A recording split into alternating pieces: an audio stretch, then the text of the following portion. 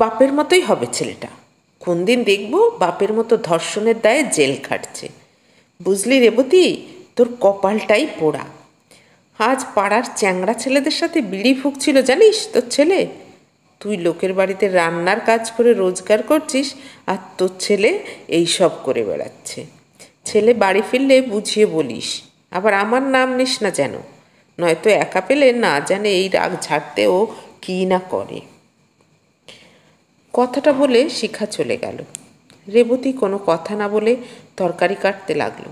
রাগে কষ্টে একটু অন্যমনস্ক হতেই আঙুলটা গেল কেটে। শাড়ির আঁচল দিয়ে আঙুলটা ধরতেই রক্তে ভিজে গেল। ঠিক সেই মুহূর্তে তার ছেলে রাজু এসে উপস্থিত। মায়ের এই অবস্থা দেখে ছুটতে গেল মায়ের কাছে। রেবতী বটিটা হাতে নিয়ে রাজুকে দেখে বলল, কাছে এলে না দেবো এটা গলায় বসিয়ে, চলে যা আমার সামনে থেকে। রাজু মায়ের এই রূপ আচরণের কারণ জানে। নিশ্চয়ই শিখা পিসি এসে মাকে কিছু বলেছে। রাজু সেই মুহূর্তে চুপ করে বাড়ির এক কোণে বসে রইল। রেবতী সেই অবস্থায় রাগে রাজুর বইগুলো সব মাটিতে ফেলে দিল। কিছুক্ষণ বাড়িতে নিস্তব্ধ। রাজু আবার গেল তার মায়ের কাছে। এবার জোর করে হাতটা টেনে আঙুলে ওষুধ লাগিয়ে দিয়ে একটা কাপড় ছিঁড়ে বেঁধে দিল। তারপর আর কোনো কথা না বলে নিজেই রুটি আর তরকারি বানিয়ে দিল। রেবতী চুপচাপ এক কোণে বসে চোখের জল ফেলতে লাগলো। রাজু মুখের সামনে খাবারটা ধরে বলল, লোকের কথা এত কান দাও কেন? হ্যাঁ, আগে আমাকে জিজ্ঞেস করো কি হয়েছে, তারপর না হয় মাথা গরম করবে। রেবতী কিছুটা রাগ দেখিয়ে বলল, তুই আবার ওই ছেলেগুলোর সাথে আড্ডা দিয়েছিলি? তোকে না আমি বারণ করেছি? রাজু বলল, মা, ওরা পড়াশুনো করেনি মানে এই নয় যে ওরা খারাপ। রেবতী বলল, সে তো বলবি, ওদের সাথে তুমি বিড়ি ফুঁকতে শুরু করেছো যে। রাজু সাথে সাথে বলল, এই সব মিথ্যে কথা মা, আমি এইসব খেলে তুমি গন্ধ পেতে না? হ্যাঁ, ওরা খাচ্ছিল, আমি পাশে দাঁড়িয়েছিলাম, আর শিখা পিসি ওই দিক দিয়ে যাচ্ছিল, আমাদের দেখলেই কেমন যেন ঘৃণার নজরে তাকায়। আজও যেন আমাদের দিকে থুতু ফেলে বলল, পরিবেশটা উচ্ছন্নে গেছে। সেটা শুনেই তো বিকাশ দা কথাটা বলে ফেলল। রেবতী কৌতূহলী হয়ে জিজ্ঞেস করল, এই কি বলল রে বিকাশ, কি বলল? রাজু আমতা আমতা করে বলল, সেসব তোমাকে শুনতে হবে না। রেবতী রাজুর হাতটা নিজের মাথায় ছুঁয়ে বলল, আমাকে বল, আমার মাথার দিব্যি। রাজু মাথাটা নিচের দিকে নামিয়ে রাখলো কিছুক্ষণ, তারপর বলল, শিখা পিসির স্বভাব চরিত্র ভালো নয় মা, ও পাড়ার মাস্টারের সাথে। রেবতী ওকে থামিয়ে বলল, তোদের আড্ডায় বুঝি এইসব আলোচনা হয়? রাজু আর কিছু বলল না, চুপচাপ বই খাতাগুলো তুলে রাখল। সম্বল বলতে দুই ঘরের এই একতলা বাড়িটা। এখানেই দাঁতে দাঁত চিপে লড়াই করছে রেবতী। রাজুর বাবা যখন এমন জঘন্য কাজের জন্য জেলে গেল, সমাজ তখন রেবতীর পাশে থাকেনি। 5 বছরের রাজুকে নিয়ে একদম একাশে। তখন থেকেই পাড়ার দারোগাবাবুর ঘরে রান্নার কাজটা পেয়ে গেছিল।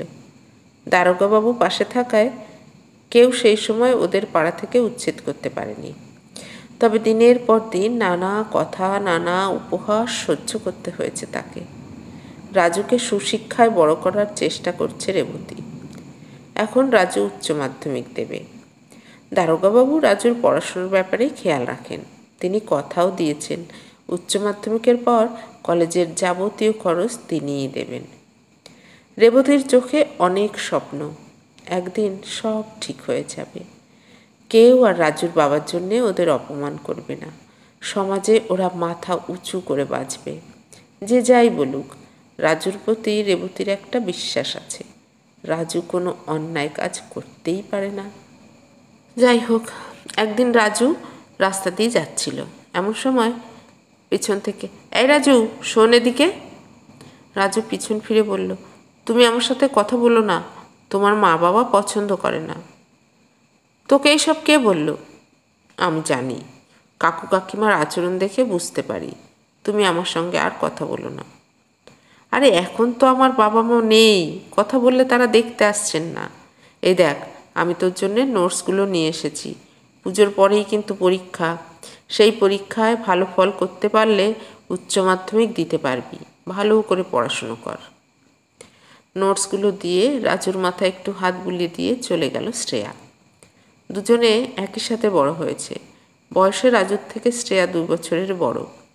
শ্রেয়ার পরিবার রাজুকে পছন্দ করে না ঠিকই, কিন্তু কোনো কাজের বেলায় ঠিক রাজুকেই আগে দরকার পড়ে। শ্রেয়া বড় হওয়ার সাথে সাথে এটা ভালোই বুঝতে পেরেছে, তাই রাজুর প্রতি ওর বেশ মায়া হয়। শ্রেয়া চলে গেল। রাজুর নোটসগুলো নিয়ে দাঁড়িয়ে রইল খানিক। গতকাল রাতেও রাজু স্বপ্ন দেখেছে শ্রেয়াকে নিয়ে। গ্রামের শেষে যে নদীটা আছে সেখানে অনেক কাশফুল ফুটেছে। শ্রেয়া আর রাজু সেখানে লুকোচুরি খেলছে, কিন্তু মায়ের ডাকে ঘুমটা ভেঙে গেল। রাজুদের গ্রামে যে নদীটা আছে বর্ষাকালে ফুলে ফেঁপে ওঠে। তখন নদী পার করে শহরে যাওয়া খুব মুশকিল হয়ে যায়। গ্রামের ভেতরে সব রকম ব্যবস্থা আছে, স্কুলও আছে, কিন্তু কলেজ আর ভালো হাসপাতালের জন্য নদী পার হয়ে ওদেরকে শহরে যেতে হয়। নদীর উপর খুব একটা পাকাপোক্ত নয়, কিন্তু কাজ চালানো যাবে। বাঁশ দিয়ে এমন একটা সেতু করা হয়েছে, তার উপর দিয়ে সাইকেলে করে যাওয়া আসা করা যায়। তবে নিচের দিকে তাকালে বড্ড ভয় লাগে। নিচে যেন নদী অহংকারে ফুলে থাকে, পড়ে গেলেই ভয়। এইভাবেই রাস্তা পার হয় সবাই। শ্রেয়াও এইভাবেই কলেজ যাওয়া আসা করে। রাজু জানে শ্রেয়ার যাওয়া আসার সময় নজর থাকে শ্রেয়ার বাড়ির দিকে, শ্রেয়া ঢুকলো কি না। কখনো কখনো একটু দেরি হলেই রাজু নিজে গিয়ে সাইকেলে ছুটে যায় নদীর কাছে, অপেক্ষা করে। শ্রেয়া যখন নদীর ওপার থেকে এদিকে আসে, রাজু চুপটি করে দেখে। শ্রেয়া ওকে দেখতে পেয়ে বলে, কিরে শয়তান ছেলে, তোর পড়াশুনো নেই, এখানে আড্ডা দিচ্ছিস? দাঁড়া, বাড়ি গিয়ে কাকিমাকে বলছি। রাজু মুচকি হাসে। শ্রেয়ার পিছন পিছন সাইকেল নিয়ে বাড়ি ফেরে। আজকে সকাল থেকেই মুষলধারে বৃষ্টি। পুজোর আগে এই বৃষ্টি যেন অশনি সংকেত। এখন ভয় নদী যেন ওইটুকু বাঁশের সেতুকে না গ্রাস করে। মানুষের তাহলে খুব সমস্যা হবে। ওই পথ দিয়েই যাওয়া আসা হয়। গ্রামের উৎপাদিত ফসল শহরে বিক্রি করে একটু লাভের মুখ দেখে চাষিরা। দুপুরের দিকে বৃষ্টি আরও বাড়ল। বিকেল থেকে সন্ধ্যা নেমে এলো। একটু পরেই শ্রেয়ার বাড়ি থেকে কান্নার আওয়াজ ভেসে এলো। রেবতী কাজ ফেলে ছুটে গেল শ্রেয়ার বাড়িতে। শ্রেয়া এখনো বাড়ি ফেরেনি। পাড়ার সবাই জটলা বেঁধে আসলো। বিকেলের দিকে নদীর ওই পারে শ্রেয়া আর রাজুকে শেষ দেখা গিয়েছিল, কিন্তু মেয়েটা তো বাড়ি ফেরেনি। রেবতী খেয়াল করলো রাজুও নেই। চারিদিকে খোঁজা হলো, কোথাও দুজনকে পাওয়া গেল না। রেবতী মনে কেমন যেন একটা ভয় শুরু হয়ে গেল। 12 বছর আগে এমনই এক দুর্যোগের রাতে তার জীবনে নেমে এসেছিল চরম অভিশাপ। রাজুর বাবা একজন মানসিক ভারসাম্যহীন মহিলাকে ধর্ষণ করেছিল সেই রাতে। পুলিশ এসে নিয়ে গিয়েছিল রাজুর বাবাকে। সেই রাতের কথা মনে পড়লেই গায়ে কাঁটা দেয়। হঠাৎ করেই শিখা বলে উঠল, ও রেবতী, তোকে আমি বারবার বলেছিলুম ছেলেটার দিকে নজর দে। দেখলি তো কি হলো? বাপের রক্ত যে গায়ে বইছে রে, ছেলেটাও এমন তৈরি হলো। দারোগাবাবু আগে থেকেই উপস্থিত ছিলেন সেখানে। তিনি এক ধমক দিতেই শিখা চুপ করে গেল। তিনি গম্ভীর গলায় বললেন, কিছু না জেনে শুনে যা হোক একটা কিছু বলে দিলেই হলো? একটু অপেক্ষা করি, তারপর আমি নিজে খুঁজতে বের হব। পাড়ার ছেলেরা তখন হৈ হৈ করে উঠল, হ্যাঁ কাকু, আমরাও যাব। আরও কিছু অপেক্ষার পর ধৈর্যের বাঁধ ভাঙল। দারোগাবাবু উঠে দাঁড়ালেন। পাড়ার ছেলেরাও ছাতা জোগাড় করে পেরোনোর মুহূর্তে রাস্তা দিয়ে দেখল শ্রেয়া আসছে, পুরো ভিজে অবস্থায়, গায়ে একটা ছেলেদের শার্ট জড়িয়ে। পিছনে রাজু নিজের সাইকেলটি নিয়ে আসছে, আর শরীরের উপরে শুধু একটা সাদা গেঞ্জি। তার মানে শ্রেয়ার গায়ে যে শার্টটা রয়েছে সেটা রাজুরই। দারোগাবাবু ওদের দেখতে পেয়ে বললেন, সবাই চুপ করে থাকবেন, কেউ একটা কথা বলবেন না। শ্রেয়া কাছে এসে বলল, সবাই খুব দুশ্চিন্তা করছিলেন তাই না? কিন্তু আমি কি করব? বিকেলে একটা টিউশন ছিল, ফিরতে ফিরতেই সন্ধে। বৃষ্টির জন্য নদীতে তখন জল বেড়ে গেল আরও। আমি পাশের সেতু দিয়ে পার হয়ে আসছিলাম, হঠাৎ আলো আঁধারিতে একটা শব্দ পেলাম। কিছু বোঝার আগেই সেতু ভেঙে সাইকেল নিয়ে আমি পড়লাম নদীতে। মনে হলো আর রক্ষে নেই, নদী আমাকে ভাসিয়ে নিয়ে যাবে ঠিক, কিন্তু ঠিক সেই সময় কেউ একজন আমার হাতটা ধরল। অনেক কষ্টে আমাকে টেনে তোলা হলো এই পাড়েতে। রাজু আজ তার জীবনের ঝুঁকি নিয়ে আমাকে বাঁচিয়েছে। বিকেলে ও নিজেই সেতু পার হয়ে আমাকে দিয়ে এসেছিল টিউশনিতে। এই ছেলেটা না থাকলে যে আমার কি হতো কে জানে। শিখা মুখটা নামিয়ে নিল।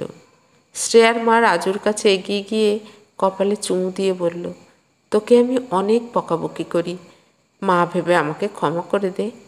শ্রেয়ার বাবাও কাছে গিয়ে জড়িয়ে ধরল রাজুকে। রেবতী চোখটা বুজে একটা শ্বাস নিয়ে মনে মনে বলল, আমি পেরেছি। রাজু দারোগাবাবুর কাছে গিয়ে বলল, নদীর উপর এবার একটা পার্মানেন্ট সেতু দরকার। আমরা এখন আপাতত একটা সেতু তো তৈরি করি, তবে আপনি একটু ব্যবস্থা করে দেবেন। দারোগাবাবু রাজুর মাথায় হাত দিয়ে বললেন, আমি যথাসাধ্য চেষ্টা করছি। অনেক বড় হও বাবা। পাড়ার ছেলেরা বলল, কাল সকাল সকাল বেরোবো আমরা সেতুর কাজে। রেবতী রাজুর কাছে সে মাথায় হাত বুলিয়ে দিল। ছেলেটা পুরো ভিজে গেছে। রাজু একবার পিছন থেকে শ্রেয়ার দিকে তাকালো। মনে মনে বলল, আমি থাকতে তোমার কিচ্ছু হতে দেব না শ্রেয়া দিদি। আর কোনো দুর্গা মরবে না। অপুরা তো এখনো পাশে আছে।